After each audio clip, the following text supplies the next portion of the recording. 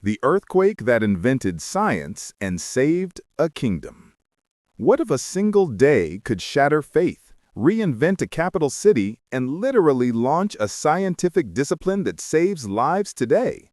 It was the morning of All Saints' Day, November 1st, 1755. In Lisbon, Portugal, the richest and most ostentatious city in Europe, the air was thick with the scent of incense and beeswax. The day was a holy one, and the city's population, 250,000 souls, was packed into the ornate, towering churches that defined the city's ancient, narrow streets. Portugal was an empire built on gold from Brazil, spices from the Orient, and a fierce, unwavering Catholic piety. It was, in the words of many, a city blessed by God. At 9:40 a.m., the blessing was replaced by a terror no one could comprehend. A low, resonant roar shook the ground, followed by the first violent tremor.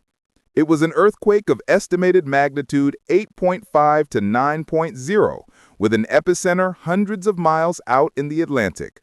The seismic waves, however, struck Lisbon with devastating efficiency, lasting nearly 6